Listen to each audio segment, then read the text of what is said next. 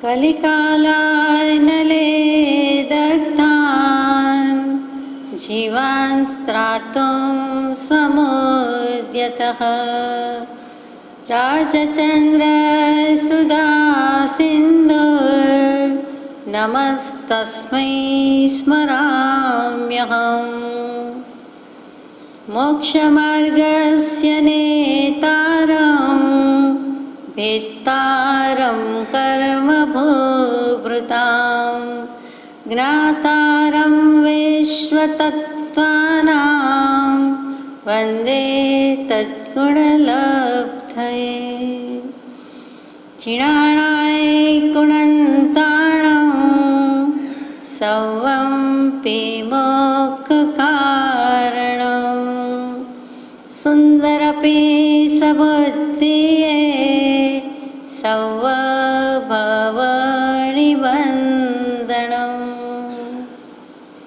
સટશ્રુતને નમસ્કાર, તારક ત્રિપુટીને નમસ્કાર, અસીમ ઉપકારી આત્માને નમસ્કાર, માવિત્રોને નમસ્કાર, માવિત્રો સમાન મુરબ્બીઓ મુમુક્ષોને નમસ્કાર. પરમ કૃપાળુદેવ પ્રણીત વચનામૃતજી અંતર્ગત મોક્ષમાળા શિક્ષાપાઠ 100 મનોનિગ્રહના વિઘ્ન. ગઈકાલે સમાજની અગત્ય પછી 99 પાઠ સુધીની 99મા પાઠ સુધીની યથાશક્તિ વિચારણા પછી આજે પરમ કૃપાળુદેવ ત્યાં મોક્ષમાં જવા માટે શું અગત્યનું છે, શું અનિવાર્ય છે એની વાત કરે છે. અત્યંત અગત્યની વાત છે મનોનિગ્રહ અને એના વિઘ્ન. મનોનિગ્રહ શું તે વિચારીએ. એ પહેલાં કૃપાળુદેવ જે કહે છે તે વાંચીએ. વારંવાર જે બોધ કરવામાં આવ્યો છે તેમાંથી મુખ્ય તાત્પર્ય એ નીકળે છે કે તે એ છે કે આત્માને તારો અને તારવા માટે તત્વજ્ઞાનનો પ્રકાશ કરો અને સત્શીલને સેવો. એ પ્રાપ્ત કરવા જે માર્ગ દર્શાવ્યા તે માર્ગ મનોનિગ્રહતાને આધીન છે. મનોનિગ્રહતા થવા લક્ષની બોળતા કરવી યથોચિત છે. એ બોળતામાં વિઘ્નરૂપ નીચેના દોષ છે. તો શરૂઆત કરી. પહેલો જ શબ્દ મૂક્યો કૃપાળુદેવે વારંવાર, બાર બાર, વારંવાર, અવારનવાર. વાર તહેવારે નહીં પણ વારંવાર, પ્રસંગે પ્રસંગે, સમયે ક્ષમયે, ક્ષણે ક્ષણે, કાર્યે કાર્યે જે બોધ કરવામાં આવ્યો છે ગમે ત્યારે મહાવીર સ્વામીનો કે પરમ કૃપાળુદેવ જેવા મહાવીર સ્વામીનો કે બીજા રામનો બોધ એ જ છે કે આત્માને તારો, આત્માને તારો, વૈરાગ્ય લાવો, વૈરાગ્ય લાવો, આત્માને પામો, આત્માને પામો. 67મા પાઠમાં પણ એ જ કહ્યું કે શું કરવાનું છે. રે આત્મતારો, આત્મતારો, શીઘ્ર એને ઓળખો, સર્વાત્મમાં સમદૃષ્ટિ દ્યો, આ વચનને હૃદયે લખો. તો હે આત્મન, તું તારો આત્મા અને એને તાર. જે સંસાર ભાવ છે, દેહ ભાવ છે, એમાંથી તારવી લે, જુદો પાડી દે અને તરી જા, તારી જા. તું નીકળી જા, ઉત્કૃષ્ટ ભાવથી તરી જા. ઉતારું પેસેન્જર, મુસાફર, પથિક, તું મોક્ષ વર્ગનો ઉતારું થા. ઉતાર કેટલીક વખત યાત્રા કરવી, કેટલીક વખત યાત્રા કરવી, કેટલાક પ્રવાસ પર્યટન કરવા, કેટલુંક પરિભ્રમણ કરવું. હવે એવા સ્ટેશન પર ઉતરી જા કે જ્યાંથી ફરી આવવાનું નથી. તેનું નામ ઉતારું એટલે જ પથિક, મુસાફર. પણ ઉતારું શબ્દ વધારે સારો છે. જો કે વ્યવહારમાં બોલવો, વાપરવો ઓછો ગમે છે, ઓછો વપરાય છે. પણ ઉત્કૃષ્ટ પરે તરી જવું, ઉત્કૃષ્ટપણે તરી જવું અને પોતાની જાતને આત્માને તારવી લેવી તે ઉતારું. તો અહીંયા આત્માને તારવા માટેનો બોધ છે કે આત્માને તારો અને આત્માને તારવા માટે તત્વજ્ઞાનનો એટલે કે પોતાને જે આત્મજ્ઞ થવું જોઈએ, આત્મજ્ઞાન થવું જોઈએ તેનો પ્રકાશ કરો. આત્મા પોતે જ સ્વયં પ્રકાશિત છે, પણ છતાં પોતાને સ્વપર પ્રકાશકનો ગુણ હોવા છતાં પોતે પોતાને ઉપર પ્રકાશ પાડી શકતો નથી. શું કામ? તો કે આત્મજ્ઞાન નથી, તત્વજ્ઞાન નથી. જે નવ તત્વ સંબંધી જળચેતન સંબંધી જ્ઞાન જોઈએ તે કરો અને એમાંથી તત્વજ્ઞાન રૂપી પ્રકાશ લાદશે, આત્મજ્ઞાનની પ્રાપ્તિ થશે. અને સત્શીલને સેવો એટલે સદાચરણને સેવો. શીલ સ્વભાવ, સ્વસ્વભાવમાં આવી જવાશે, પોતાના આત્માના અસ્તિત્વ સ્વભાવમાં આવી જવાશે, વસ્તુત્વ સ્વભાવમાં આવી જવાશે, આ દ્રવ્યત્વ સ્વભાવમાં આવી જશે. એ બધા સ્વભાવ છે. ગુણ પણ કયા છે અને સ્વભાવ પણ છે. આ બધા અસ્તિત્વ, વસ્તુત્વ, દ્રવ્યત્વ વગેરે ગુણની પ્રાપ્તિ થશે અને સદાચરણને સેવો. શીલ એટલે સદાચરણ પણ થાય, સ્વભાવ પણ થાય. એટલે ટૂંકમાં આત્માને ઓળખો, તત્વજ્ઞાનનો પ્રકાશ કરો અને સદાચરણને સેવો. સમ્યક દર્શન, સમ્યક જ્ઞાન, સમ્યક ચારિત્ર એમાં મૂકી દીધા. એ પ્રાપ્ત કરવું છે તો શું શું કરવાનું છે કે અત્યાર સુધીમાં જે માર્ગ રસ્તા બધા બતાવ્યા છે તે માર્ગ તે માર્ગ મનોનિગ્રહતાને આધીન છે. એટલે પૂછવું જ પડે, સમજવું જ પડે કે હે ભગવંત, મનોનિગ્રહતા શું છે? એટલે કૃપાદેવી કહે છે આડાવડા વિકલ્પ વિચાર કરે તો લખી દીધું કે મનોનિગ્રહ અને મનોનિગ્રહતાના વિઘ્ન. તો મનોનિગ્રહ એટલે મન વત્તા નિગ્રહ શબ્દો છે. મન એટલે આપણે જાણીએ છીએ કે 5 ઇન્દ્રિય સિવાયનું જે કંઈ છે તે મન છે. 5 ઇન્દ્રિય અને આત્મા એ બે વચ્ચે જો કોઈ અધિષ્ઠાતા હોય તો મન છે. 5 ઇન્દ્રિયને જે ઓર્ડર કર્યા કરે છે, વિચારમાં મૂકે છે, બુદ્ધિમાં મૂકે છે, કામ કરવાની સેવા આજ્ઞા આપે છે, તે મન છે. ખરેખર મન જુદું કાંઈ છે નહીં, સ્વતંત્ર તત્વ ગણતા નથી.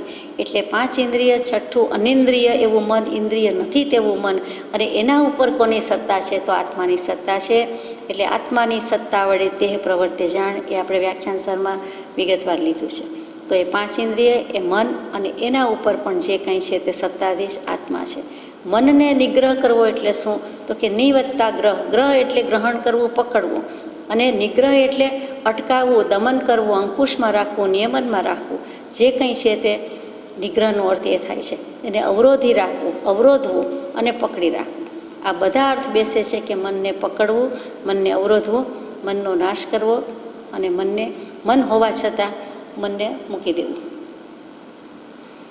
મનને પરાભવ કરવો, પરાભવ પમાડવો એટલે કે મનને જીતી લેવું અને મનને હાર પમાડવી. એ જે કંઈ છે તે મનની વાત છે. એટલે મનને ગિરફ્તાર કરી દેવું. જો આવડે તો મનને પૂરી રાખવાનું છે, પકડી રાખવાનું છે, ઝાલી રાખવાનું છે. મન શું છે? તો કે આત્માનો ઉપયોગ. જેવો સંકલ્પ વિકલ્પ કર્યો ત્યારે તરત જ તેને પકડીને કહી દેવા જેવું છે કે હે મન, હે મિત્ર મન, તું શા માટે મને સંસારમાં ફેંકે છે? શું કામ સંકલ્પ વિકલ્પ કરે છે? તું છોડી દે. અને તું જો મને છોડી દઈશ તો મારા ભવના ફેરા મટી જશે. એટલે મહેરબાની કરીને તું તોફાન મત કર. આ સંસ્કૃત સાહિત્યમાં અધ્યાત્મ કલ્પદ્રુપ વગેરેમાં શ્લોક મુકાયેલો છે કે હે મનરૂપી મિત્ર. એમ આત્મા અને મન વચ્ચે જાણે સંવાદ ચાલે છે. ખરેખર આત્માનો જ ઉપયોગ જ્યારે વિચાર કરવાનું, મનન કરવાનું કામ કરે છે ત્યારે તે મન કહેવાય છે. અને તે એમ સમજાવે છે કે તું તોફાન છોડી દે, સંકલ્પ વિકલ્પ વગેરે છોડી દે તો મારા ભવના ફેરા મટી જાય. આ ભવના ફેરા મટી જાય એના માટેનો તો આપણો પુરુષાર્થ છે. એવું જ એક વચન છે જે કેવટ રામાયણમાં આવે છે. તે રામચંદ્રજીને કહે છે કે બિના પગ ધોયે નાથ નાવન ચડાયો, પગ ધોવા દ્યો, પગ મને ધોવા દ્યો ને રઘુરાય. એ જે પદ ભજન છે તે જ કેવટ. કેવટ નામ છે એમ લાગે છે. કેવટ એટલે જ ધીવર. ધીવર કહેતા જ માછીમાર. એટલે હે મનરૂપી ધીવર, હે મનરૂપી માછીમાર, હે મનરૂપી કેવટ, તારો વિશ્વાસ હું કરવાનો નથી, મારે કરવા યોગ્ય નથી. આ મન જ મૂંઝવે છે. એટલે મનને અંકુશમાં રાખવાનું છે. મન એટલે બીજું કાંઈ નથી. જીનાગમ પ્રમાણે આત્માનો જ ઉપયોગ છે. જ્યારે વિચાર કરવાનું, મનન કરવાનું અથવા કાંઈ પણ સંકલ્પ વિકલ્પ કરવાનું કામ કરે છે ત્યારે તે મન કહેવાય છે. જે તો આત્માનો ઉપયોગ જો ન કરે, એ કામ ન કરે એટલે વસ્તુ મટી ફીટી જતી નથી, મીઠી ફીટી જતી નથી. એનું અસ્તિત્વ તો છે જ, પણ તે ઉપયોગ રૂપે જ રહે છે. આત્માનો ઉપયોગ આત્મામાં જ રહે છે, મન રૂપે પરિણમતો નથી. એટલે કેટલી સીધી સાદી વાત છે. બેમાંથી એક બાદ થાય તો એકમાંથી એક જાય તો શૂન્ય. તો આત્માનો ઉપયોગ છે. આત્મા છે એટલે ઉપયોગ તો છે જ. ઉપયોગ છે એટલે આત્મા છે. આત્માને સ્વરૂપ છે, આત્માને સ્વભાવ છે. સંકલ્પ વિકલ્પ ન કરે, કોઈ પણ વિચાર ન કરે એટલે શાંત, શૂન્ય, નિશ્ચલ, સ્થિર, સમ્યક. અને બીજું કંઈ વિભાવ પ્રભાવ કરે નહીં એટલે કેટલી સીધી વાત. બીજું કાંઈ ન કરે એટલે પોતે જ્યાં છે ત્યાં રહી જાય અને ત્યાં ટકી જવું, તે જ આત્માનો અનુભવ, તે જ મનોનિગ્રહ, તે સંપૂર્ણપણે મનોનિગ્રહ. આટલી સીધી સાદી વાત મોક્ષે જવા માટેની, આત્માને તારવા માટેની કૃપાળદેવ મૂકે છે. આપણે સમજી શકતા નથી, ગ્રહી શકતા નથી, મનોનિગ્રહ કરી શકતા નથી. એટલે નિગ્રહ શબ્દમાં ઘણું કહી દીધું કે દમન કરવું, અંકુશ કરવું, અંકુશમાં રાખવું, પકડવું, જાલી રાખવું, એનો નાશ કરવો, તિરસ્કાર કરવો, એને હાર પમાડવી એટલે કે પોતે આત્મા જીતી જાય અને મનને હરાવી દે, પરાભવ પમાડવો. આ બધા જ અર્થ એમાં થાય. અને સૌથી વધારે ગિરફ્તાર કરી દેવું કે હે મન, હવે જાય ક્યાં? પૂરાઈને રાખ્યું છું, પૂરીને રાખું છું, તું જ મારો ઉપયોગ છો. ઉપયોગ સ્વરૂપ જ હતો, પણ તે તારું કામ શરૂ કર્યું સંકલ્પ વિકલ્પનું એટલે મન કહેવાયું. હવે કરવા દેવાના નથી, પૂરાઈને રાખવાનું છે, પૂરીને રાખવાનું છે. હવે આ મનોનિગ્રહતા થવા લક્ષની બોળતા કરવી ઉચિત છે. તો લક્ષની બોળતા કોને કહેવી? આપણે લક્ષ એટલે શું અને લક્ષની બોળતા એટલે શું? લક્ષ ધ્યાન, લક્ષ ધ્યેય, લક્ષ ઉપયોગ, લક્ષ સાવધાની. લક્ષ એટલે અહીંયા લાખ ભૂલી જવાનું છે. જે આપણે રકમમાં 1000, 10,000, લાખ, કરોડ કહીએ તે લક્ષ એટલે લાખ નથી કરવાનું, બાકી લક્ષની બધી વાત કરવાની છે. બહોળતા એટલે વિશાળતા, વ્યાપકતા. તો ખરેખર લક્ષ કોને કહેવાય? આપણું લક્ષ્ય શું? તો બહુ શરૂઆતમાં 8મા ક્રમાંકમાં સહજ પ્રકૃતિમાં કૃપાળુદેવે મૂક્યું છે કે જે કામ માટે તું જન્મ્યો છે એ મહાકામનું અનુપ્રેક્ષણ કર. એ કામ પૂરું કરીને ચાલ્યો જા. અને એમણે કરી બતાવ્યું. જે કામ માટે જન્મ્યા છે બીજા કોઈ કામ માટે જન્મ્યા નથી. મનુષ્ય જન્મ મળ્યો છે તો મોક્ષે જવા માટે જ જન્મ્યા છે. આપણો લક્ષ્ય, કોઈ પણનો લક્ષ્ય, સમજવું મુમુક્ષુનો લક્ષ્ય એક જ કે મોક્ષ. મોક્ષ અને લક્ષ્ય ઇઝી ટુ રિમેમ્બર. કે લક્ષ્ય જેવો તેવો નથી. ઝોણ દૃષ્ટિ જ્યાં ત્યાં તો નાખતા જ નથી. આપણી નજર પહોંચે છે તો સીધી ઊંચે આકાશ સુધી જ પહોંચે છે. એમ આપણે વિચારીએ તો મોક્ષની જ વાત છે, 100%ની જ વાત કરીએ છીએ. પછી જેટલું થાય તેટલું. એટલા માટે અહીંયા લક્ષ્યની બોળતા કરી છે કે મનોનિગ્રહતા થવા માટે લક્ષ્યની બોળતા કરવી ઉચિત છે. અમારો લક્ષ્ય તો ઊંચો જ છે, મહાન જ છે, જોટો ન જડે તેવો છે. મોક્ષની તુલના બીજા કોઈ સાથે થઈ શકતી નથી. આત્માની તુલના બીજા કોઈ સાથે થઈ શકતી નથી. એટલે જેવા તેવા નથી. આવો લક્ષ્ય અને એની બોળતા, એની વ્યાપકતા, એમાં બધું સમાય છે. મોક્ષ કહેતા બધું સમાય છે. મોહનો ક્ષય તે મોક્ષ. અમારો લક્ષ્ય મોહનો ક્ષય કરવાનો છે. ત્યાં પણ ક્ષ આવ્યો એટલે ક્ષ કરી દેવો, ક્ષય કરી દેવો છે. એ બોળતા કરવી છે, પણ એમાં વિઘ્ન રૂપે શું શું આવે છે એ વિચારવાનું છે. 432મો પત્ર કૃપાળુદેવે પૂજ્ય શ્રી અંબાલાલભાઈને લખ્યો. એમાં એક વાક્ય, આખો જ પત્ર સુંદર, બહુ નાનો બહુ સુંદર. એમાં એક વાક્ય મજાનું, તે સૌથી મજાનું. આત્મા પણ એ કેવળ આત્મા વર્તે એ શાસ્ત્રના પરમાર્થ રૂપ છે, એ લક્ષ્ય રૂપ છે, એ લક્ષ્ય. લક્ષ્યની વ્યાખ્યા મૂકી દીધી. આત્મા પણ એ કેવળ આત્મા વર્તે એમ જે ચિંતન રાખવું તે લક્ષ્ય. જો આત્મા પણ એક આત્મા વર્તી જાય તો કેવલ જ્ઞાની. પહેલાં સમ્યક દૃષ્ટિ, પછી કેવલ જ્ઞાની અને પછી મોક્ષ. પણ હજી નથી થયું ત્યાં સુધી શું? તો કે એમ જે ચિંતન રાખવું, એની ચિંતા કરવી, એની વિચારણા કરવી, એનું ચિંતન કરવું તે લક્ષ્ય. અને તે શાસ્ત્રના પરમાર્થ રૂપ છે. તે અંબાલાલભાઈને સાક્ષાત મોટો બોધ આપી દીધો છે. આ ઘણી સુંદર વાત મૂકી દીધી. શાસ્ત્રોના શાસ્ત્રો સમાય અને એના ઉપાય સમાઈ જાય એટલી આ મોટી વાત છે. એટલે આવું લક્ષ્ય કે આત્માએ આત્મા થઈને વર્તવાનું છે. અને તે થવા માટે જે છે, જે મોક્ષ છે, મોક્ષનો ઉપાય છે, એમાં બધું આવી ગયું. તેમ આત્માએ આત્મા પણ વર્તવું અને તેનું ચિંતન રાખવું. વર્તવું એ એનું લક્ષ્ય થયો અને એ એનું ધ્યેય થયું.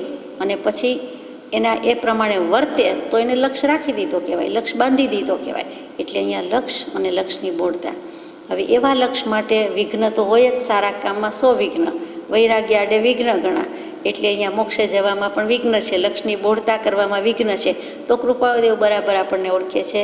એટલે નાટ પારખીને, રગ જાણીને જવાબ આપ્યા છે કે આ 18 દોષથી વધારે તમારે કોઈ દોષ નથી. 18 દોષમાંથી જેટલા દોષ જશે, જેમ જેમ જશે તેમ તેમ મોક્ષની નજીક જશો. એ આપણે 18 દોષ વિચારીએ. પહેલો દોષ કયો છે? આળસ. આળસ વિશે તો કાંઈ કહેવા જેવું જ નથી. આળસના અનુભવ કંઈ ઓછા નથી. એટલે આળસ એ જીવતા મનુષ્યની મહાન કબર છે. સમય સમયે જીવ મરી રહ્યો છે એટલે કરવાનું કામ કરતો નથી, આત્મામાં ઉપયોગ રાખતો નથી, આત્માની વૃત્તિ કરતો નથી, આત્મા સંબંધી વાંચન કરતો નથી, આત્માનો કોઈ ભાવ સ્પર્શતો નથી, આત્મા ભૂલીને જ લગભગ બધું કરે છે. એટલે એના જેવી મોટી આળસ કોની કહેવાય અને કેટલી કહેવાય? એટલે જીવતા મનુષ્યની મહાન કબર છે એમ કોટેશન કોઈ સમર્થ વિદ્વાન પુરુષે મૂક્યું છે. આળસ કહેતા જ બધું બગડી જાય. સુસ્તી કરતાંય ચડે તેવી આળસ, પ્રમાદ એ બધું એક જ કે સ્વરૂપનું વિસ્મરણ, આત્માને ભૂલી જાય છે. અને કાલ કરશું, પહેલામાં પેલું કાલ કરીશ, પછી કરીશ, એ આળસનું બીજું નામ. હું આળસું છું એમ કહેવાની બદલે હું કાલે કરીશ, પછી કરીશ, અવસરે કરીશ, સમ અધર ટાઈમ, નેક્સ્ટ ટાઈમ, એમ કોઈક દિવસને ક્યારેક કરવાની વાત તે આળસ.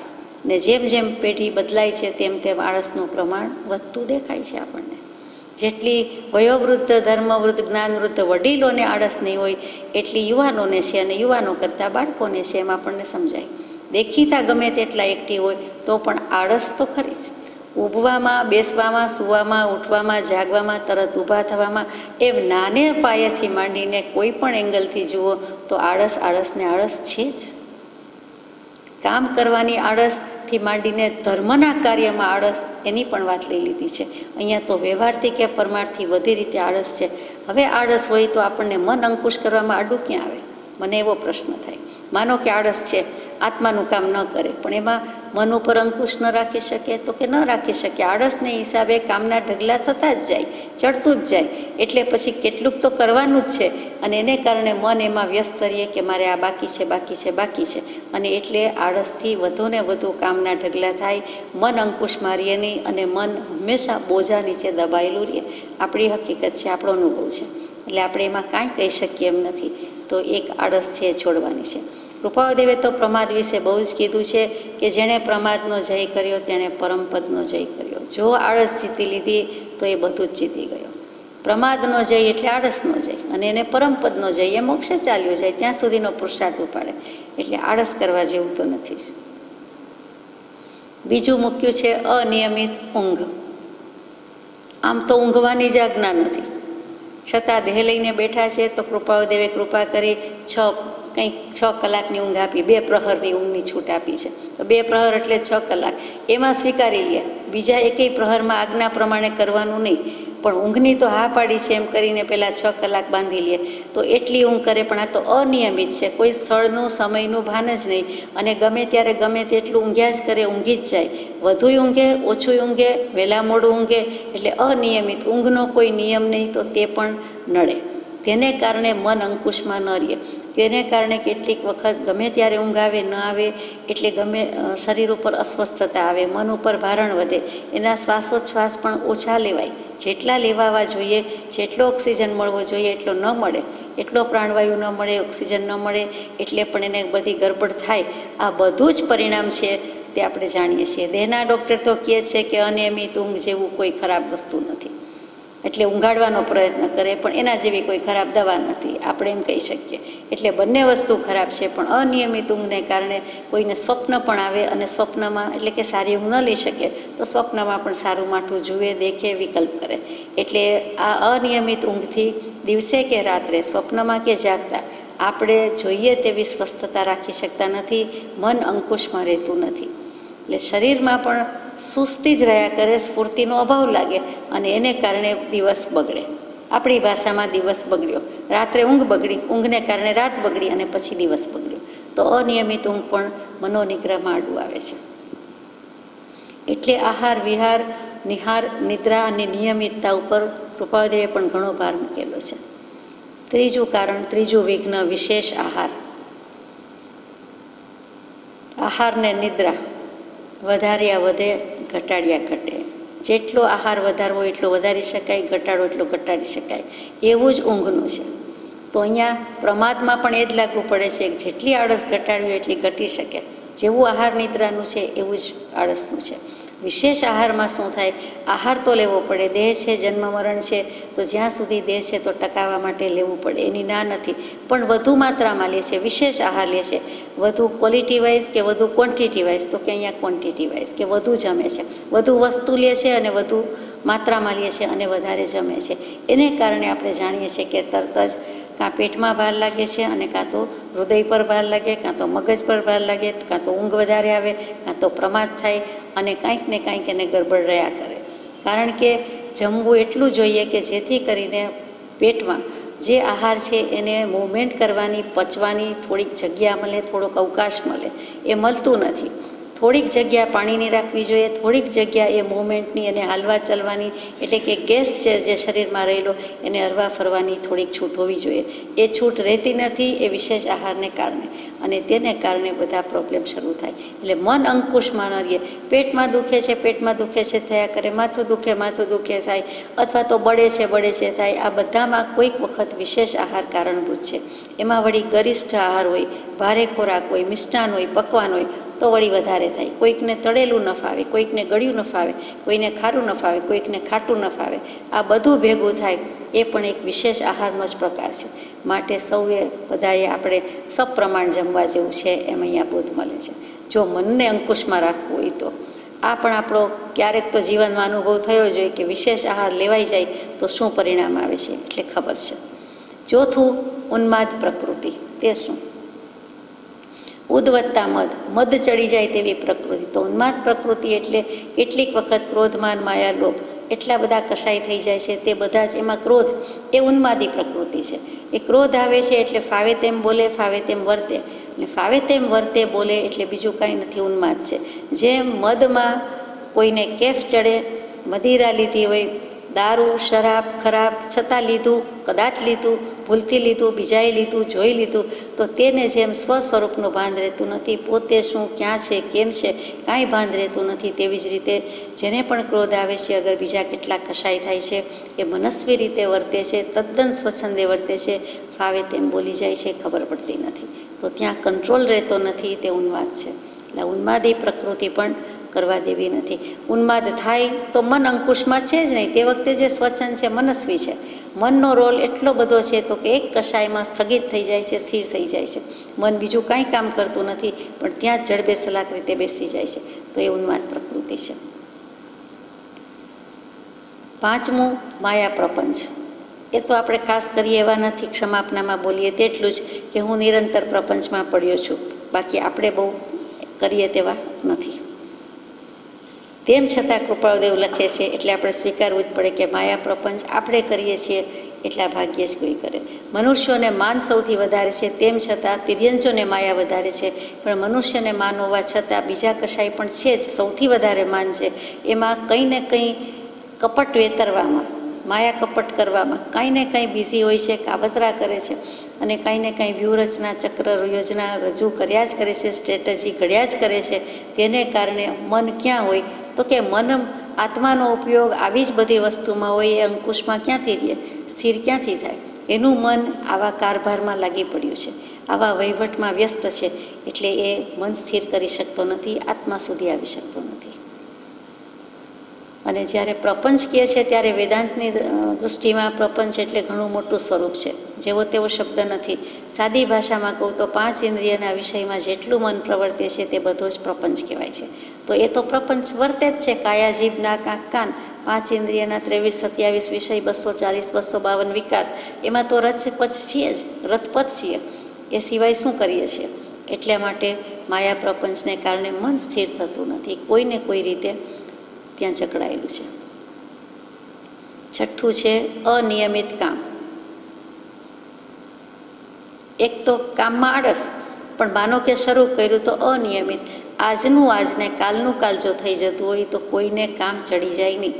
બીજાની તો ખબર નથી, પણ આપણને પોતાના અનુભવની તો ખબર હોય કે લગભગ બધા એમ કે ઘણું કામ ચડી ગયું છે, ઘણું કામ બાકી છે, હમણાં તો ઓવરટાઈમ કરવો પડે છે, હમણાં તો રાત દિવસ એક કરવા પડે છે. શું કામ કરવા પડે? રોજ રોજનું પૂરું ન થયું હોય તો જ અનિયમિતતાને કારણે જ, અને તેને કારણે જ કામના ઢગલા થઈ જાય, બધું પાઇલઅપ થઈ જાય. ગમે ત્યાંથી ગોટાળો થાય, એક કામ કરે તો બીજું રહી જાય, બીજું કરે તો ત્રીજું રહી જાય. જેમ પેરિશેબલ ગુડ્સ હોય, નાશવંત વસ્તુ હોય, ખાદ્ય પદાર્થ હોય, પેય પદાર્થ હોય, તો રસોડામાં રોજ રોજનું લગભગ બધા પતાવી દે છે, તે કાંઈ બગડી જતું નથી. બગડી જાય તો ગમતું નથી, પોસાતું નથી, ફાવતું નથી. એ વસ્તુની જેટલી સંભાળ લેવાય છે એટલું બીજા બધા કામની લેવાતી હોય તો વાંધો આવે નહીં. પણ આપણો અનુભવ છે કે એમાં તો પૂરેપૂરી અનિયમિતતા છે.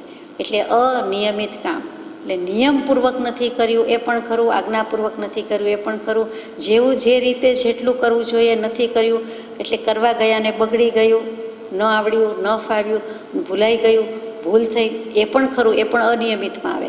અને ખરેખર તો સ્થળ સમયની રીતે કે રોજે રોજનું જેટલું થઈ જવું જોઈએ તેટલું રેગ્યુલર બેઝ પર જેટલું જેમ સ્ટુડન્ટ્સ બધું ભણી લે છે એમ જો થઈ જતું હોય તો વાંધો આવે નહીં. પણ આ તો આપણું મોટું વિઘ્ન છે. સાતમું છે અકરણીય વિલાસ. અકરણીય એટલે શબ્દ જ બતાવે છે તેમ ન કરવા જેવું. અને વિલાસ એટલે શું? તો કે મોજ શોખ વૈભવ વિલાસ કહીએ, પણ વિલાસનો અર્થ જરૂર ઉપરાંતની વસ્તુઓ, અને એ વસ્તુઓમાં વૃત્તિ રહે તે એ વિલાસનો અર્થ છે. વિવત્તા લસ, અને આપણને લપસાવી દે છે. એક તો અકરણીય, ન કરવા જેવી, અને પછી જરૂર ઉપરાંતની. ન કરવા જેવી એટલે કે જરૂર નથી, દરેક વસ્તુની જરૂર હોતી નથી, છતાં આપણે લઈએ છીએ, ખરીદીએ છીએ, વાપરવાનો પ્રયત્ન કરીએ છીએ. ત્યાં જ સમજાય છે કે આ અકરણીય હતું. એટલે અકરણીય અને પછી વિલાસ. બીજી રીતે અકરણીય શું? તો કે જ્ઞાની પુરુષે જે કરવાનું કહ્યું નથી, એટલે કે આ વસ્તુ ન કરતા એમ કહ્યું છે, છતાં આપણે ખાસ કરીએ અથવા વિચારી જોઈએ, કરી જોઈએ. આ પુસ્તક તમારે વાંચવા જેવું નથી, તેમ છતાં એમ થાય કે મને ના કહી એટલે ચોક્કસ કંઈક છે, કેમ ના કહી એટલે વાંચવા જેવું છે, એટલે આપણને ખાસ મન થાય કે વાંચીએ. આમ આ વસ્તુ વાપરવા જેવી નથી, તમારે ચા પીવા જેવી નથી, તો કેમ મને જ કહ્યું, બીજાને નહીં, અથવા મારે શું વાંધો છે, એમ જે ભાવ થવો. આ તો એક નાના નાના દાખલા છે. તો તે વખતે જે કંઈ જ્ઞાની પુરુષે કરવાની ના કહી છે એ જ કરીએ તો એ પણ અકરણીય છે, એટલે કે ન કરવા યોગ્ય વિલાસ છે. એટલે એમાં ઘણી બધી વસ્તુ આવી જાય છે, કદાચ કેટલાક વ્યસન વગેરે પણ આવી જાય. અહીંયા તો આપણે સાદી રીતે લઈએ છીએ કે જરૂર કરતાં વધારાની જરૂર સિવાયની જરૂરિયાત ઉપરાંતની વસ્તુ અને એનો વિલાસ. અને બીજું કે જ્ઞાની પુરુષે કયા પ્રમાણે ન કરવું, ન કહ્યું હોય તે નહીં કરવાનું, કહ્યું હોય તે કરવાનું.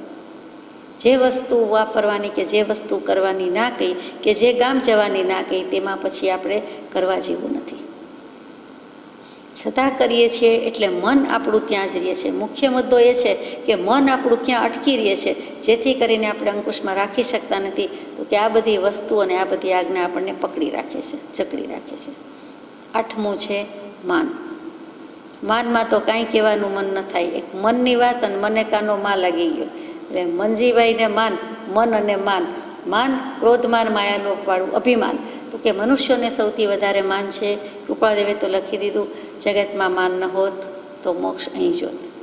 એમાં એમણે ઘણું જ કહી દીધું, બધું જ કહી દીધું. શ્રી કૃષ્ણજી અનેક ગોપી સાથે રાસ ખેલતા હતા. દરેક ગોપીને અભિમાન આવી ગયું કે શ્રી કૃષ્ણજી તો મારી સાથે જ છે, મારો કાન મારી સાથે જ છે. શ્રી કૃષ્ણ ભગવાનને થયું તે વખતે કે આ બધી અભિમાનમાં પારામાં ચડી ગઈ છે અત્યારે બરાબર, પણ જવાબ આપી દઉં કે એની કસોટી લઈ દઉં. એટલે ખબર પડી ગઈ, અલોપ થઈ ગયા, અંતર્ધાન થઈ ગયા, અદૃશ્ય થઈ ગયા. બધાને થયું એક સેકન્ડ પહેલાં હતા, ઘડી પહેલાં હતા, ગયા ક્યાં? કોઈની પાસે નથી, કોઈને દેખાતું નથી, ક્યાં ગયા ક્યાં ગયા. તરત જ બધા કે મારી પાસે જ નથી, મારી પાસે જ નથી, બધા કે કોઈ પાસે નથી. ત્યારથી પદ રચાઈ ગયું, મોહનવર ને માનસંગાથે વેરજો. આ મોહનવર શ્રી કૃષ્ણજી જ્યાં ગોપીને માન આવ્યું ત્યાં ભાગી ગયા કે મારો મારો કરો છો, કોઈનો નથી, આ ચાલ્યો. તમારે હૃદયમાં રાખવું હોય તો રાખો, બધા સાથે હું કંઈ ખેલતો રમતો નથી. એટલે ત્યાં બોધ એવો છે કે માન રાખવા જેવી ચીજ નથી. ત્યાં બધાએ માન રાખ્યું અને જ્યાં જતા રહ્યા ત્યાં બધા મૌન થઈ ગયા, કહેવા પણ રહ્યું જ નહીં કે મારી પાસે છે. તો અહીંયા માન, જગતમાં માન ન હોત તો મોક્ષ અહીં જોત, એનું એમાં બધું કહી દીધું છે. જો મનુષ્ય માન રાખે તો વાંધો ક્યાં આવે, મનને ક્યાં વાંધો આવે? તો કે માન, મોટાઈ, મહત્તા, અભિમાનમાંથી ઊંચો આવે જ નહીં. કોઈને કોઈ પ્રવૃત્તિમાં, કોઈને કોઈ ક્રિયામાં અને માન જ સેવ્યા કરે એટલે એનું મન અંકુશમાં રહે જ નહીં. એના મન ઉપર એનો અંકુશ જરાય ન હોય. મનને અંકુશમાં રાખવું જોઈએ એવું પણ એ સ્વીકારે નહીં. હું સમજું છું, મને ખબર છે, મને શું ખબર પડતી નથી, મને શું આવડતું નથી, એ મોટામાં મોટું માન. નથી જ આવડતું, નથી જ ખબર પડતી, પણ ત્યાં સમજાતું નથી, સમજ શક્તિ નથી. હું બીજા કરતાં અધિક સમજું છું, બીજા કરતાં અધિક જાણું છું, એ ભાન લગભગ દરેક જીવને પોતપોતાના લેવલ પ્રમાણે, કેટેગરી પ્રમાણે હોય જ છે. સદગુરુ અને સત્શિષ્યના સંબંધમાં જ્યારે એ ઘટે છે ત્યારે જ સદગુરુ સત્શિષ્યનો સંબંધ સ્થાપિત થાય છે, શરૂઆત થાય છે. શિષ્ય માન મૂકે છે ત્યારે જ એની યોગ્યતા આવે છે, ત્યાં સુધી યોગ્યતા નથી. આપણે શિષ્યના રોલમાં છીએ, હું કંઈ જ જાણતો નથી, હું કંઈ નથી, હું કંઈ જ જાણતો નથી, મને કંઈ આવડતું નથી, ભગવાન આપ કહો તે ખરું, એવો ભાવ, એવું વેદન નહીં આવે ત્યાં સુધી સમ્યક દર્શન કે આત્મજ્ઞાન થઈ શકવાનું નથી. એટલા માટે આ માન, મનોનિગ્રહતા માટે કે સમ્યક દર્શન કે આત્મજ્ઞાન માટે માન મૂકવાની વાત અતિ મહત્વની છે. 9મું છે મર્યાદા ઉપરાંત કામ. આમ તો આપણે બહુ કામ કરીએ તેવા જ નથી, પણ માનો કે કામ એક આત્માર્થનું, બીજો નહીં મનરોગ, તો પણ મર્યાદા ઉપરાંત કરે છે. પોતાના ગજાબાર, શક્તિબાર, વ્યવહારના કામ પણ કરે છે. એટલે બોજ ઉપાડી શકતો નથી અને ભારણ લઈને ફરે, મારાથી ક્યારે થશે, મારું કેમ થશે, આટલું બધું મોટું એડવેન્ચર કર્યું છે, આટલું બધું દુસ્સાહસ કર્યું છે, આટલી બધી મોટી જવાબદારી છે, પણ મારાથી થશે કે કેમ? 2000 માણસની રસોઈ બનાવવાની છે, 2 કલાકમાં બનાવી દેવાની છે, કોઈ તૈયારી નથી, થશે કે કેમ? તો એ ભાર જ રહ્યા કરે, ટેન્શન જ રહ્યા કરે. અથવા તો 15 મિનિટમાં 50 માઇલ દૂર પહોંચી જવાનું છે, કેવી રીતે પહોંચીશ, વ્હીકલ ગમે તેટલું સ્પીડમાં જાય, એવા બધા ભાવ કરી નાખે. એમ કોઈ પણ બાબતમાં પછડી પ્રમાણે સોડ તાણવાની બદલે ગજા ઉપરાંતનું સમય, સ્થળ, શક્તિ, બળ કાંઈ વિચાર્યા વિના એકદમ મર્યાદા ઉપરાંતનું કામ લઈને બેસે તો એનું થોડુંક કામ પણ થાય નહીં, એના ભારમાં ને ભારમાં રહીએ અને ત્યાં મન સ્થિર રહે. માનો કે કામ શરૂ થઈ ગયું તો પણ એનું મન ક્યાં માઇન્ડ ઓક્યુપાઈડ રહે અને રહે. એટલે જ જ્ઞાની પુરુષોએ આરંભ પરિગ્રહની નિવૃત્તિ ઉપર અત્યંત ભાર મૂક્યો છે કે જ્યાં સુધી કાર્ય કર્યા કરશે, કોઈને કોઈ રીતે આજીવિકાથી વધુ ને વધુ કર્યા કરશે, ઘરમાં પણ વધુ ને વધુ એ રીતે કામ કરશે, તો પોતાની મર્યાદા મૂકીને કરશે અને આત્માની મર્યાદા મૂકીને કરશે. પોતાની મર્યાદા મૂકે છે, શક્તિની મર્યાદા, એટલે એનો અર્થ છે કે આત્મા પાસે જે શક્તિ છે એની પાસેથી જે કામ લેવું જોઈએ તે આત્માના ઉપયોગમાં છે, એ મન પાસે નથી. પોતાની બધી જ શક્તિ ત્યાં રોકાઈ જાય છે, આત્મા સિવાયની ક્રિયામાં રોકાઈ જાય છે, એવા ઉપયોગ રોકાઈ જાય છે. તો એ કરવા યોગ્ય નથી. એને ક્યારે સમય મળે, એ ક્યારે વિચારે? શક્તિ ઉપરાંતનું કામ લીધું હોય એટલે એ થોડો ઘણો ટેન્સ, નર્વસ રહેવાનો જ, અને એને કારણે એ કામ કરી શકતો નથી, આત્માની સ્થિરતા સુધી આવી શકતો નથી. આપણે સમજીએ છીએ કે ઘણું જ બધું કામ કરવાનું હોય, જેને જે ફિલ્ડમાં કરવાનું હોય તે બધું જ બાકી હોય. માનો કે વહેલી સવાર કે મોડી સવાર અને દિવસના શરૂઆતની વખત, અને એ વખતે એમ થાય કે so many things to do, so many things in mind, અને તે વખતે એને મર્યાદા ઉપરાંતનું કામ લઈને બેઠો હોય, એક કામમાં ભલીવાર ના આવે. બધા કામમાં એમ થાય કે હજી આ કરવાનું. માનો કે બધા કામ સારી રીતે પાર પાડ્યા, પણ આત્માર્થનું મુખ્ય કામ તો બાકી જ રહી જાય, કેમ કે બધા કામ કરવા જતાં એનો ઉપયોગ, વૃત્તિ, મન ક્યાં હતું? બીજા કામમાં.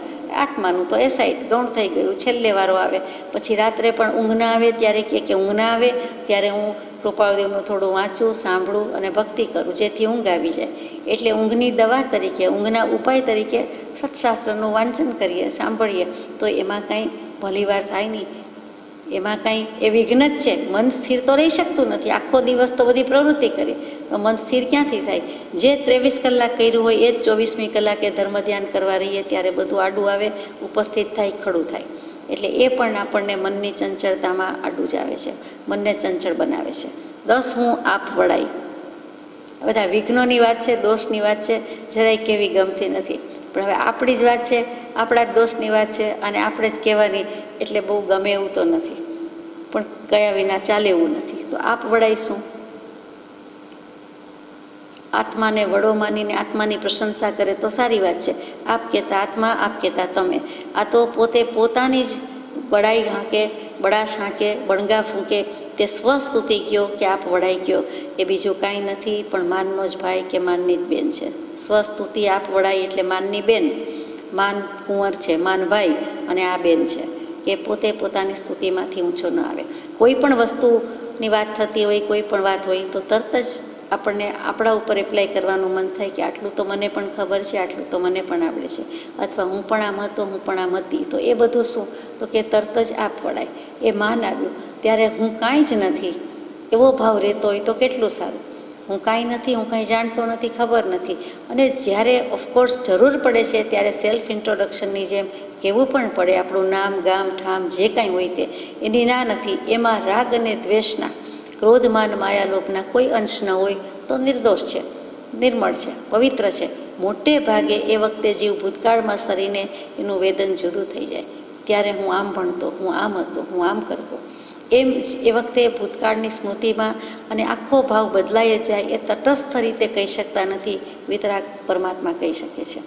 કૃપાદેવે લખ્યું છે કે હું જો હવે મારા વિશે કંઈ કહીશ તો સ્વસ્તુતિથી કદાચ હું અચકાઈ જાઉં, ખચકાઈ જાઉં ખરો, પણ જો એમ નહીં કહું તો મારા સ્વરૂપ વિશે કહેશે કોણ, ઓળખાણ કોણ આપશે? એમ કરીને જ કચ્છકોડાઈના પંડિત રવજીભાઈ દેવરાજને ઘણું કરીને 18મો પત્ર જ છે, મોક્ષમાળા પૂરી થયા પછી એમાં મૂક્યું છે કે કદાચ હું આ લખીશ, મારી જ ઓળખાણ આપીશ તો આપને આપ વડાઈ લાગશે. એટલે આ સ્વસ્તુતિ કરતાં હું કિંચિત ખચકાઈ જાઉં છું, પણ હું નહીં કહું તો તમને ઓળખાવશે, પણ તમને ઓળખાણ કેવી રીતે થશે? પોતે અધિક જાણે છે, પોતે પરમાત્મા છે, પોતે સર્વોત્કૃષ્ટ દશાય છે, તો બીજા એને કેવી રીતે માપી શકે, જાણી શકે? અને જ્ઞાની પુરુષને અસદ ભાષણનો દોષ પણ લાગે, એટલે એ ખોટું બોલે નહીં. એટલે તે વખતે હાના કહેવાની બદલે જેમ છે તેમ કહેવું હોય, ભલે બહુ જ મોડરેટલી, બહુ જ નમ્રતાથી, લોકી પણ એને કહેવું પડે અથવા કહી દેવું પડે, નહીતર અસદ ભાષણનો દોષ, મિથ્યા દોષ આવે કે ખોટું બોલ્યા. કૃપાળદેવને જ્યારે એમ કહ્યું કે આપને જાતિસ્મરણ જ્ઞાન છે અને બહુ બધા ભવનું જ્ઞાન છે એમ સાંભળ્યું છે, 1000 ભવનું જ્ઞાન સાંભળ્યું છે, તો ત્યારે કૃપાળદેવ હા અમને જ્ઞાન છે એટલું કહ્યું, પણ પછી બીજા કંઈક 2-3 પ્રશ્ન એવા આવ્યા કે જેમાં કેવું પડ્યું કે અમને 900 ભવનું જાતે સ્મરણ જ્ઞાન છે, એ કહી દીધું. પછી 900 વાર્તા કીધી નહીં કે આ ભવમાં આમ હતું, આ ભવમાં તેમ હતું, એક પણ વાત કહી નથી. સમજીને અત્યંત શમાયા છે, કદીએ નહીં છલકાયાજી, એવા પરમ કૃપાળુદેવ. અને છતાં જો ના પાડી દે કે ના કાંઈ નથી, તો ખોટું બોલ્યા કહેવાય કે જાતે સ્મરણ જ્ઞાન છે ને ખોટું બોલાય. જે પૂછ્યું એનો જવાબ આપવાનો છે, એટલે ના કહેતા નથી, તો ત્યાં તે આપ વડાઈ નથી. પણ એમાં રાગ દ્વેષ નથી, કોઈ મલિન ભાવ નથી. એટલે સ્વસ્તુતિ કરવામાં મન ક્યાં ગુમાવીએ છીએ, તો કે એમાં આપણે વી ગેટ કેરીડ અવે, એટલે પછી તેમાં ને તેમાં લાંબી વાત થયા કરે, અને પછી પોતે આત્મા, ભગવાન, પરમાત્મા પદ કે આત્માના સ્વરૂપ, ગુણ, સ્વભાવ બધું ભૂલી જાય, અને જે તે ભૂતકાળ કે ભવિષ્યકાળ, ખાસ કરીને ભૂતકાળની વાતમાં આપણે જતા રહીએ અને તે સંસ્મરણો વચ્ચે જીવીએ. એટલે કે પ્રમાદ 1 નંબરનો થયો. આત્માને ભૂલી ગયા, પોતાની વાત કરે છે, પોતાની વાત છેડે છે, અથવા તો વાત થતી હોય છે તેમાં ભાગ લે છે. એટલે તરત જ જે આત્મા કે સેન્ટર જે છે કે આત્માનો ઉપયોગ છે એ તો એક બાજુ જ રહ્યો, અને બીજી વાતમાં પડી ગયા. આ દેહથી, આત્માથી જુદા એવા બીજા ભાવો થયા, દેહ ભાવ, સંસાર ભાવ, લૌકિક ભાવ. એમાં આત્માની વાત તો છે નહીં. અને આત્માની વાત હોય, અને આત્માની વાતમાં પણ આત્માના વખાણ, પોતાના વખાણ હોય, તો એ આપ વળાય છે. એ કરવા યોગ્ય નથી. એ મનને સ્થિર થવા દેતું નથી. 11મો તુચ્છ વસ્તુથી આનંદ. જ્ઞાની પુરુષને પૂછવા જઈએ કે ભગવાન તુચ્છ વસ્તુ તો અમુક જ કહેવાય ને, આપણને જો કે એકેય લાગતી નથી. ફેંકી દેવા જેવી હોય એ તુચ્છ લાગતી નથી, ફેંકી દેવા જેવી એકેય લાગતી જ નથી. બધું સંગ્રહ કરવાનું મન થાય, તો તુચ્છ વસ્તુ છે જ નહીં. છતાં જ્ઞાની સાથે બેઠા હોય તો એમ થાય કે ચાલો ઇન્દ્રિયના વિષયો જેમાં હોય પોષાય છે તે બધી તુચ્છ વસ્તુ, આહારની વાત કે વિહારની વાત કે એવું બધું આપણને લાગે. પણ જ્ઞાની પુરુષ, કેવલ જ્ઞાની ભગવાન તો એમ જ કે જગતમાં અનંત વસ્તુ, અનંત જીવ, મુખ્ય 2 જ જળ અને ચેતન. તો જળ વસ્તુ બધી તુચ્છ જ છે, અને ચેતન છે તે સૌથી મહત્વની, મહત્તત્વ છે. 2 સિવાય ત્રીજો ભાંગ જ નથી. એટલે આત્મા સિવાયની બધી જ વસ્તુ ક્ષણિક, બધું જ તુચ્છ, બધું જ તુચ્છ. એટલે આપણે કંઈ કમ્પેરિઝન કરવાનું રહ્યું જ નહીં, એકેય વસ્તુની છૂટ મળી જ નહીં. એવી બધી તુચ્છ વસ્તુથી આનંદ લઈએ છીએ. સઘળું તુચ્છ, સઘળું પરવશ છે. તુચ્છ વસ્તુથી જે સુખ કે આનંદ મળે છે તે સુખ આનંદ છે નહીં, આપણે માનીએ છીએ. આપણી માન્યતાનું સુખ છે, આપણી શાતાનું સુખ છે, અને આપણે આરોપિત સુખ છે, અને એનો બ્રહ્મ રાચ્યા કર્યું આજ સુધી, અબ્દેક્ષણ પર્યંત. કે ગાઈએ છીએ, બોલીએ છીએ, પણ તુચ્છ વસ્તુમાં જ આનંદ છે. નિર્દોષ સુખ, નિર્દોષ આનંદ લો ગમે ત્યાંથી ભલે. પછી તરત જ લખ્યું એ દિવ્ય શક્તિમાન જેથી જંજીરેથી નીકળે. તો જંજીર જડેલા હાલ તોડો, વાત છે એ નક્કી. તો રાગ દ્વેષની જંજીર, સંસાર નામે પડ્યા રાગ ને દ્વેષ, એ બધું તો ભેગું જ છે. જન્મ મરણની જંજીર તો ભેગી જ છે. તો પછી તુચ્છ વસ્તુથી આનંદ મનાય કેવી રીતે? તુચ્છ વસ્તુએ તો ગાંડા કરી મીકા, અનિત્ય વસ્તુમાં તો રાચી રહ્યા. એણે તો આપણને ભ્રાંત કરી દીધા, સાવજ વેમમાં નાખી દીધા છે. અને આપણને માનો કે ન માનો, પણ અનિત્ય પદાર્થ, અનિત્ય વસ્તુ, તુચ્છ વસ્તુ, ક્ષણિક વસ્તુ પ્રત્યે ઘણો લગાવ છે, એનો આનંદ છે. એ બદલાવાનું મન થાય છે, એમાં ચેન્જ જોઈએ છે. નવા મોડેલ બહાર પડે કોઈ પણ વસ્તુના તો એમાં રસ પડે છે. બધું શું છે? અને આમ તો આહાર જેવી વસ્તુ જ તુચ્છ કીધી છે, અને એના વિના ચાલતું નથી, અને એની વાત વિના ચાલતું નથી. એટલે આ બધું જ તુચ્છ વસ્તુથી આનંદ માનવામાં મનને અંકુશમાં રાખી શકતા નથી. મન સ્થિર ક્યાંથી? મન ચપળ છે જ. 12મું છે રસ ગારવ લુપ્તતા. એ પણ જૂની જાણીતી વાત છે. અહીંયા રસ એટલે કેરીનો રસ, જ્યુસ, છાશ એ કાંઈ આવતું નથી. અહીંયા રસ એટલે ષડરસ ભોજન આવે છે. તીખો, ખારો, ખાટો, કડવો, ગળ્યો, એ તો રસ થયા. એમાં ગારવ એટલે ગૌરવ સારી વાત છે, પણ ગારવ ખોટી વાત છે. ગૌરવ એટલે એક જાતનું અભિમાન તો નહીં, પણ અસ્મિતા, કે ભાઈ ચાલો આ વસ્તુ તીખી જ છે, આ મરચાં આવા તીખા જ આવે, આ સાકરની ગળ પણ આટલી હોય, ખાંડની આવી હોય, ગોળની આવી હોય, અને આમાં ગોળ નાખેલો છે, આમાં ખાંડ નાખેલી છે, આમાં સાકર છે, એટલે એ પ્રમાણે છે. ત્યાં સુધી કાંઈ વાંધો નથી. ત્યાં સુધી આપણે રસ અને રસનું ગૌરવ જાળવ્યું કે આ તીખું જ કહેવાય ને ગળ્યું જ કહેવાય, આમાં સાકરની મહત્તા છે, આમાં ગોળની મહત્તા છે, ત્યાં સુધી વાંધો નહીં. ગારવ શબ્દ ખરાબ છે. ગારામાં પેસી ગયા હોય, નાનું બાળક પેસી જાય, જેને કોઈ લઈ જઈ શકે નહીં, એને કોઈ મદદ હોય તો જ એ બહાર આવી શકે. હાથીનો પગ ગારામાં પડ્યો હોય, કાદવમાં પડ્યો હોય, એમાંય ચોમાસાનો અથવા ચીકણી માટીનો ગારો, અને એમાંથી એ બહાર આવે તો ગારો શબ્દ છે, ગાર છે, એ જ ગારવ છે.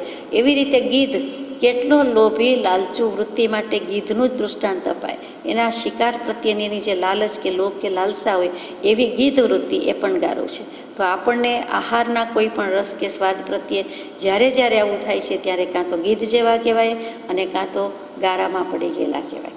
એને જ્ઞાની પુરુષ જ બહાર કાઢે. અત્યારે આ જ્ઞાની પુરુષે જ કૃપાળદેવ જ આપણને કહે છે કે તું આવા રસગારવ લુબ્ધમાં પડ્યો અથવા રસગારવની લુબ્ધી છે એટલે કે તું લોભામણો છો, લાલચ છે, તો પછી તારું મન સ્થિર ક્યાંથી રહે? રસેન્દ્રિય ઉપરનો વિજય તો પાયાનો છે, મૂળભૂત છે. પહેલું રસના જીતવાની છે. જીભ ડબલ રોલ છે, જમવાનુંય કામ કરે છે અને સાથે સાથે બોલવાનુંય કરે છે. એટલે બંને રીતે એને સાચવવાની છે. તે બંનેનો સંયમ નથી તો અનંત દોષ કરી નાખે છે. એટલે રસ ગારવ લુબ્ધતા છોડવાની વાત કહી દીધી. વૃદ્ધિ ગારવ, રસ ગારવ અને શાતા ગારવ, આ 3 પ્રકારના ગારવ શાસ્ત્રોમાં છે. આ ત્રણેય ગારવને લાગુ પડે. એક વૃદ્ધિ સમૃદ્ધિનું ગૌરવ પણ જીવને અભિમાન એટલું જ હોય છે. બીજું રસ ગારવ હોય છે અને ત્રીજું શાતા ગારવ. મુમુક્ષુ થયા આપણે જાણે મોટા મહાનાથમાં આપણને ક્યાંય પણ સુખ સગવડ મળે, સુવિધા મળે, કોઈ 2-4 જગ્યાએ માન આપે, આદર આપે, મુમુક્ષુ તરીકે આપે એટલે આપણે મોટા થઈ જઈએ, ફૂલાઈ જઈએ. તો એ મુમુક્ષુની શાતામાં જીવની પ્રગતિ અવરાય છે, રોકાય છે. એ પણ એક જાતની લુપ્તતા છે. એ પણ કરવા જેવું નથી. અહીંયા તો માત્ર રસગારો લુપ્તતા છે. કેટલીક વખત કેટલાક જીવના મોઢે સંભળાય, અમારે ઘરમાં 7-10 અથાણા તો રોજ હોય, સલાડ તો હોય જ, આટલો સલાડ હોય, આવો સલાડ હોય, 2 શાક તો હોય જ ને, 2 મિષ્ટાન હોય, 2 ફરસાણ હોય, આટલું તો હોય જ, ખપે જ, મિનિમમ હોય. એ વિના શું જમવાનું? કોઈને આ ભાવે, કોઈને આ ભાવે. એમ જે મોટાઈ છે. ચટણી વિના તો ભાણું પીરસાય જ નહીં, પાપડ તો જોઈએ જ. આવું બધું આપણે વ્યવહારમાં સાંભળતા હોઈએ છીએ. એ રસગારો લુપ્તતા છે. શું છે બીજું? એવી લાઈફસ્ટાઈલ થઈ ગઈ. શું કામ થઈ ગઈ? ઉપરથી આવી, આપણે કરી ત્યારે થઈ, આપણે વિકસાવી, આપણે વિકાસમાં રહ્યા, આપણે પોષી, તો એ રસગારો લુપ્તતા. આમાં મન સ્થિર ક્યાંથી રહે? આ બધી વસ્તુ બનાવવામાં, લેવામાં, વસાવવામાં, વાપરવામાં, એનું ઓર્ડર કરવામાં, સુપરવિઝન કરવામાં આપણને મન સ્થિર ક્યાંથી હોય? ત્યાર પછીનું 13મું અતિભોગ. કોઈ પણ વસ્તુને ભોગવવી તે અતિભોગ, એટલે કે ભોગવવી તે ભોગ, ઉપભોગ. પછી વધારે થયું એટલે અતિભોગ. એટલે માત્ર જમવાની વસ્તુની પણ 5 ઇન્દ્રિયના વિષય છે તે બધા જ, કે જરૂરથી વધુ ભોગવવું તે, જરૂરથી વધુ જમીએ તો અતિ આહાર ભોગ, જરૂરથી વધારે મુખવાસ લઈએ તો અતિ મુખવાસ ભોગ, જરૂરથી વધારે વસ્ત્ર હોય તો અતિ વસ્ત્ર, આભૂષણ, આભરણ, એમ બધું ચાલ્યા કરે. પગમાં ચપ્પલ કેટલા જોડી જોઈએ, બૂટ શૂઝ કેટલા જોડી જોઈએ, ખબર નથી. જોઈએ તો 1 જોડી, 2 જોડી, 3 જોડી, ખબર નહીં. પછી વાર ના હોય, પછી સવાર બપોર સાંજના હોય, શિયાળા ઉનાળાના હોય, પછી મેચિંગ કલર પ્રમાણે હોય, પછી જૂની ફેશન નવી ફેશન હોય, પછી સસ્તા મોંઘા હોય, પછી તો કાંઈ સરખામણીનો કોઈ અંત જ નથી. એમ તૃષ્ણા વધતી જ જાય. એટલે પછી એક આખો કબાટ હોય તો પણ એક વ્યક્તિને 1 શૂઝનો કબાટ હોય, સ્લીપર્સનો કબાટ હોય તો પણ ઓછો પડે. એટલે આમ ને આમ ચાલ્યા જ કરે છે. આ પરિગ્રહ છે, અતિભોગ છે. જરૂરથી વધુ વસ્તુ અને તૃષ્ણાનો કોઈ અંત નથી. અને પછી કામભોગ વગેરેમાં પણ તૃષ્ણાનો અંત નથી. એટલે છેલ્લે ઝૂરીને મરે છે એ ઝુરાપો છે, એ પણ અતિભોગ છે. એટલે અતિભોગમાં અતિ કામભોગ પણ લઈ લીધા, 5 ઇન્દ્રિયના વિષય લઈ લીધા. અને એમાં જ મન હોવાથી એને આત્માની વાત કે મનને કમસે કમ સ્વસ્થ સ્થિર રાખવાની વાત તો સૂઝે જ ક્યાંથી. 14મું પારકું અનિષ્ટ ઈચ્છવું. પારકાના વિચાર જ ન કરવાના હોય, વિભાવ પ્રભાવ છે, તેમ છતાં કરે અને તે શુભ ઈચ્છે તો વાંધો નથી. આ તો અનિષ્ટ ઈચ્છે છે. અનિષ્ટ શું? તો કે ઈષ્ટ એટલે વાલું, પ્રિય, પસંદ પડે તેવું, ગમતું. અને અનિષ્ટ એટલે ન ગમતું, અશુભ. એટલે પારકાનું અનિષ્ટ ઈચ્છવું, પારકાનું બુરું ચિંતવું, પારકાનું બુરું ઈચ્છવું. થઈ શકે તો શુભેચ્છા પાઠવવી, ન થઈ શકે તો પછી ન ઈચ્છવું. પણ અનિષ્ટ તો ન જ ઈચ્છવું, અશુભેચ્છા તો ન જ દર્શાવી. એનું બુરું થજો, એને ખબર પડે તો સારું. હવે એને ખબર પડશે. અમવીથી તુજ વીતશે, ધીરી બાપો ખમો બાપુડિયા. તો એમાં આશીર્વાદ નથી, એમાં શુભાશીષ નથી. અમવીથી તુજ વીતશે એટલે અશુભેચ્છા છે. વડીલો તરફથી નવી પેઢીને એ એક જાતની અશુભેચ્છા કે ખબર પડશે તને. હવે એમ જ્યાં બોલાઈ જાય ત્યાં એક આપણે પારકું અનિષ્ટ ઈચ્છું કહેવાય. અને એથી પણ વધારે કોઈ બુરું ઈચ્છે કે એનું આમ થાય તો સારું, એનું આમ બગડી જાય તો સારું, એને આમ ન મળે તો સારું, તો એ બધું જ આપણું મન એનું બુરું ઈચ્છવામાં જ રહ્યું, એમાં જ ઉપયોગ કર્યો, તો આત્માનો ઉપયોગ આત્મામાં ક્યાં રહે? બીજામાં ગયો અને બીજાનું ખરાબ ચિંતવામાં રહ્યો. આપણે તો એવા નથી, એવા ખરાબ નથી. આ તો જે હોય તેની વાત છે. આપણે તો બધાનું શુભ, સારું, સફળતા જ ઈચ્છીએ છીએ, એટલે આપણને ઓછી લાગવું પડે. કોઈક વાર ભૂલમાં એવું થઈ ગયું હોય તો આપણે ક્ષમા માંગીએ. મૈત્રી, પ્રમોદ, કારુણ્ય, માધ્યસ્થ્ય 4 પાયાની ભાવના છે તે અહીંયા આવી જાય છે કે આખા જગતને મોક્ષ રૂપ માનવું છે. આખું જગત મારું મિત્ર, આખું જગત ઉપર મને વાલ પ્રેમ, વિશ્વ વાત્સલ્ય, મોટી મોટી વાત, વસુધૈવ કુટુંબકમ. અને પછી બીજા જે અતિશય નજીકના છે એનું આપણે અહિત અથવા તો અશુભી છીએ, એ ક્યાંનો ન્યાય છે. એટલે ભગવાન કે વૈરાગ્યની 12 ભાવના લાવવા માટે પણ પેલા પાયાની 4 ભાવના જોઈએ.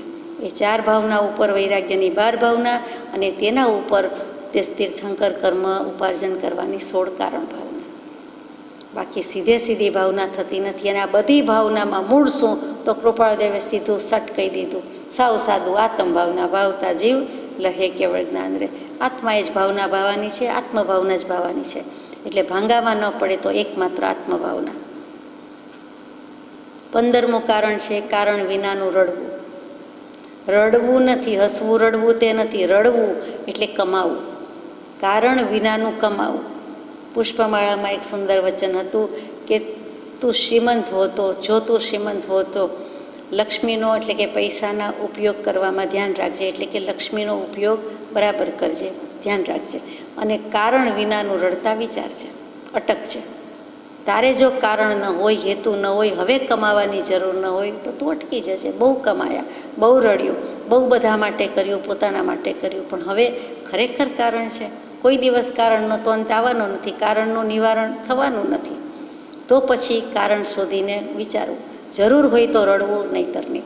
કેમ કે આજીવિકા 2 છેડા ભેગા કરવામાં જ મોટા ભાગના જીવોનો સમય અથવા તો જિંદગી જતી રહે છે. તો પછી સમય મળે જ ક્યારે? એને નિવૃત્તિ ક્યારે? એ આત્માનો કે પોતાનો વિચાર ક્યારે કરે? હું કોણ? ક્યાંથી થયો? શું સ્વરૂપ છે મારું? કરું એવા બધા ભાવ કરે ક્યારે? અને કરે તો પણ ઉભડક મને કરે. શાંતિથી, સ્વસ્થતાથી, સ્થિરતાથી, વિવેકપૂર્વક કરી શકતો નથી, શાંત ભાવે કરી શકતો નથી. જો કરી શકે તો એના વિચાર વિવેકપૂર્વક શાંત ભાવે જો કર્યા તો સર્વ આત્મિક જ્ઞાનના સિદ્ધાંત તત્વ અનુભવ્યા. માટે કારણ વિના રડવું નહીં. આરંભ પરિગ્રહ ઉપરથી કહ્યું છે કે નિવૃત્તિ લઈ લેવા જેવું છે. 16મું મૂક્યું છે ઝાઝાનો સ્નેહ. આ બધા વિઘ્ન છે, આપણને મારી નાખે છે થોડા ઘણા કરતા. ઝાઝાનો સ્નેહ, ઝાઝા, ઘણા, વધારે. ઝાઝા શબ્દ ખબર નહીં અહીંયા વપરાય છે કે નહીં, સૌરાષ્ટ્રમાં તો બહુ વપરાય. તો જેટલી ઝાઝી ઓળખાણ, ઊંડી ખાણ છે, એ તો ખાણ જેને જોઈ હોય એને ખબર પડે, અને ખીણમાં પડી ગયા હોય એને વધારે ખબર પડે. બાકી આપણને ખબર પડે નહીં. તો ઓળખાણમાં તો પડેલા જ છીએ. તો જેટલી ઝાઝી ઓળખાણ અને જેટલું ઝાઝાનો સ્નેહ આપણા ઉપર અને ઝાઝા પ્રત્યે આપણો સ્નેહ, તો એ ઓળખાણ પીછાણમાં લાંબી દુનિયા થઈ જાય છે અને એમાં આપણને વિઘ્ન જ છે. આપણો ઘણો બધો સમય એમાં ચાલ્યો જાય છે, લૂંટાઈ જાય છે. એટલે મન સ્થિર કરવાનું રહેતું નથી. એટલે થોડા સાથે થોડું રાખવા જેવું છે.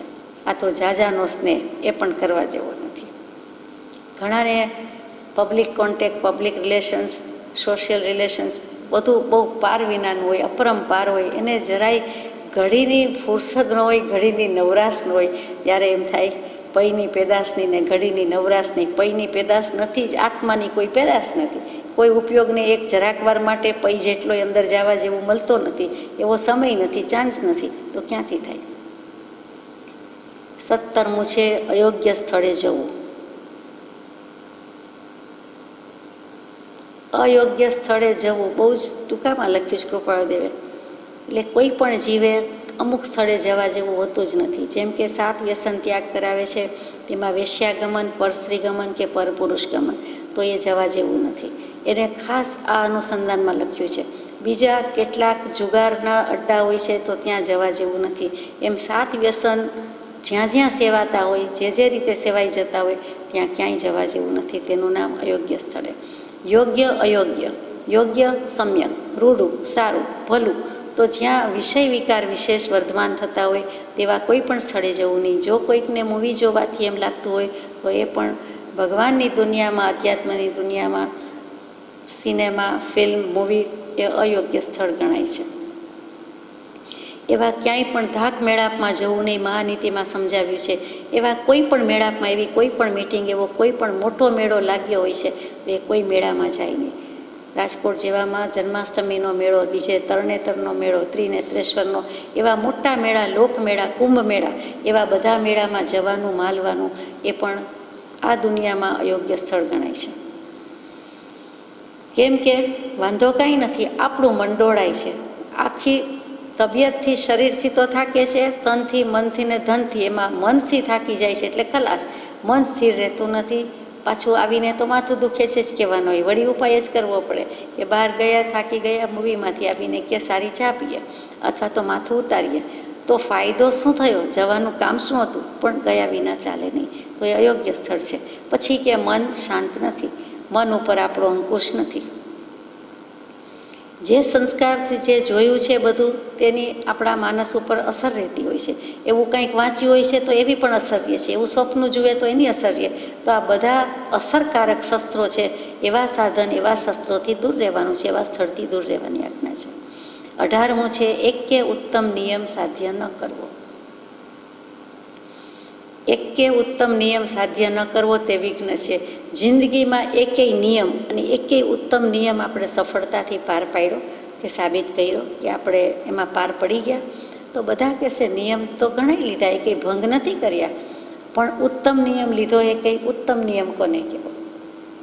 શબ્દથી સમજાય છે તે કહું છું કે તમ એટલે અંધકાર, અંધારું, અને ઉત્તમ એટલે અંધકારનું ઉન્મૂલન કરી નાખે છે તે ઉત્તમ. એટલે અંધકારનું ઉન્મૂલન એટલે અજ્ઞાન અંધારું જાય એટલે શું રહ્યું? જ્ઞાન પ્રકાશ. એટલે કે મિથ્યાત્વને કાઢી નાખે છે તે ઉત્તમ. ઉત્તમ તો એક જ વસ્તુ છે, અંધારું જાય તે. અંધારું જાય એટલે મિથ્યાત્વ જાય. રાગ દ્વેષ અજ્ઞાન રૂપી મિથ્યાત્વ રૂપી અંધાપો છે, સ્વચ્છંદ રૂપી અંધાપો છે, તે બધું ઉત્તમનો અર્થ થાય. અને પછી નિયમ. ઉત્તમ નિયમ કે સત્પુરુષ કે સદગુરુએ આપેલો નિયમ, ઉત્તમ પુરુષે આપેલો નિયમ સાધ્ય ન કરવો.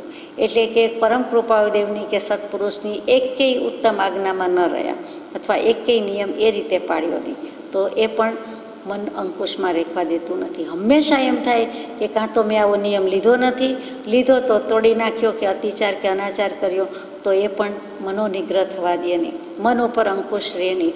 મનને હંમેશા અજંપો રહ્યા કરે કે દુનિયાની દૃષ્ટિમાં હોય કે નહીં, પણ તું તારી દૃષ્ટિએ ચોર છો, તે આ નિયમનો ભંગ કર્યો, એટલા માટે ઉત્તમ નિયમ સાધ્ય ન કરવો. આમ સમજાય છે. અષ્ટાદશ પાપ સ્થાનક ત્યાં સુધી ક્ષય થવાના નથી કે જ્યાં સુધી આ અષ્ટાદશ વિઘ્નથી મનનો સંબંધ છે. અષ્ટાદશ એટલે 18, અષ્ટ 8, 10 10. સંસ્કૃત સાહિત્યમાં નિયમ છે કે બંને બાજુમાં આવ્યા હોય એનો ગુણાકાર ન થાય, પણ સંખ્યાનો સરવાળો થાય. દ્વાદશાંગી તો 2 અને 10, દ્વાદશ 2 અને 10 12. ત્રિષષ્ઠી શલાકા પુરુષ ચરિત્ર તો 3 વત્તા ષષ્ઠી 3 વત્તા 60 63. અહીંયા અષ્ટાદશ, અષ્ટ વત્તા 10 એટલે 18. 18 પાપ સ્થાનક જ્યાં સુધી ક્ષય થવાના નથી. આ 18 દોષ એટલા માટે અગત્યના છે કે આપણે પેલા 18 પાપ સ્થાનક કાઢવાના છે. શાસ્ત્રોમાં 18 પાપ સ્થાનક કયા છે? પેલું તો પાપ સ્થાનક શું? તો કે પાપને રહેવાનું ઠેકાણું. જે વસ્તુના સેવનથી કે જેના સેવન આચરણથી પાપ થાય, પાપની ભાવના થાય, તે બધા જ પાપ સ્થાનક. કયા પાપ સ્થાનક છે 18? પહેલાં તો પંચ મહાવ્રત નથી પાડતા, તે પ્રાણતિપ્રાત, મૃષાવાદ, અદત્તાદાન, મૈથુન અને પરિગ્રહ. ક્રોધ, માન, માયા, લોભ, રાગ, દ્વેષ, ક્લેશ. ક્લેશની બદલે કલહ મુકાય છે. પછી અભ્યાખ્યાન અને પૈશુન્ય, પછી પરપરિવાદ, પછી રતિ અરતિ, પછી માયા, મૃષાવાદ, અને છેલ્લું મિથ્યા દર્શન શલ્ય, એટલે કે મિથ્યાત્વ, મિથ્યા દર્શન શલ્ય. એટલે આ રીતે 18 પાપ સ્થાનક મૂક્યા. નંબર 18મો છે મિથ્યાત્વનો, the last one but not the least. સૌથી પહેલો મૂકવો જોઈએ. મિથ્યાત્વ સર્વ પાપનો બાપ છે. લોભને પણ પાપનો પિતા કીધો, અને મિથ્યાત્વને તો બધા જ પાપનો, 3 કાળમાં 3 લોકમાં બધા જ જીવો માટે મિથ્યાત્વ એ પાપને પાપ છે. મિથ્યાત્વ પોતે જે સ્વરૂપે છે તે સ્વરૂપે માનતો નથી, તે મિથ્યાત્વ. પોતે આત્મા છે પણ હું દેહ તેમ જ માને. મિથ્યા, મિથ જોડવું, મિથુન એટલે અહીંયા શું જોડી દીધું? તો કે દેહ અને આત્માને સાથે જોડી દીધા કે હું જ દેહ ને હું જ આત્મા, જે કંઈ છે તે બધું હું જ છું. સાચા દેવગુરુનું ઓળખાણ ન પડવું તે પણ મિથ્યાત્વ. 25 પ્રકારના મિથ્યાત્વ, પણ મૂળમાં મૂળ મિથ્યાત્વ આ કે દેહ અને આત્માને એક માને છે. હું જુદો આત્મા છું એમ માનતો જ નથી, માની શકતો નથી. પહેલાં તો બુદ્ધિ અભિપ્રાયથી માનવાનું છે, પછી વેદન રૂપે માનવાનું છે. તો આ જેના સેવન આચરણથી પાપ ભાવનાનું જ પોષણ થયા કરે તે 18 પાપસ્થાનક કયા, અને એ 18 પાપસ્થાનકને ક્ષય કરવાના છે. તો એ ક્ષય કરવા માટે આ 18 વિઘ્ન સંસ્કૃતમાં હન ધાતુ છે, એના પરથી વિઘ્ન શબ્દ આવ્યો.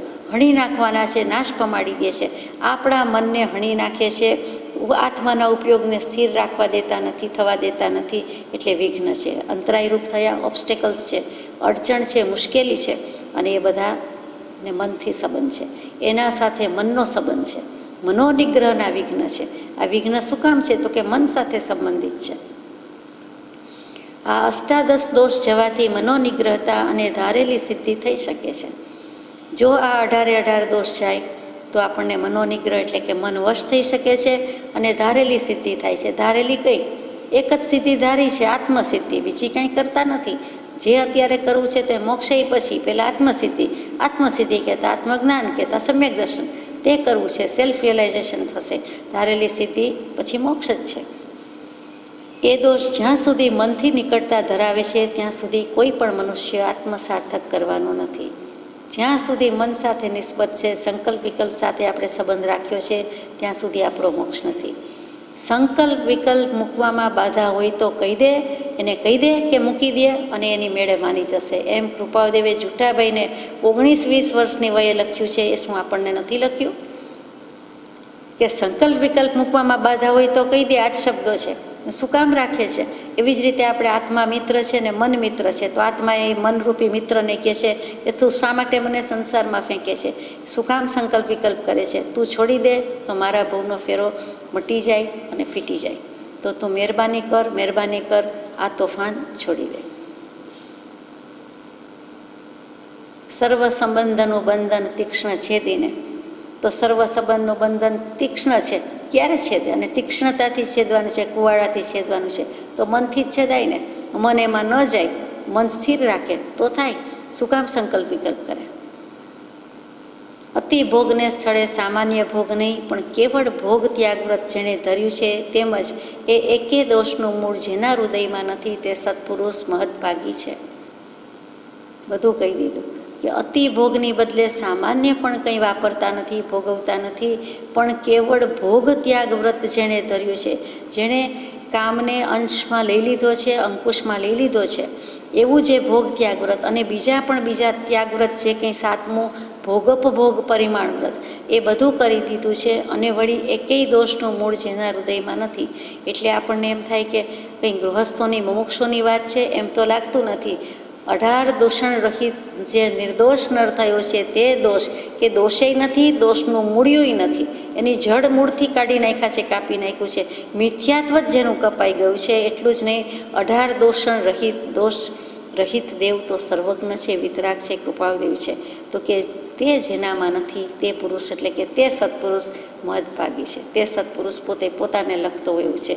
શાંતિનાથ ભગવાનના સ્તવન જેવું કે અહો અહો હું મુજને નમું, આનંદ ગંજી મહારાજ લખે છે કે પોતે પોતાના શુદ્ધાત્માને નમસ્કાર જેવી દશા પ્રગટાવે, યોગ્ય થાય, તેનું નામ સત્પુરુષ.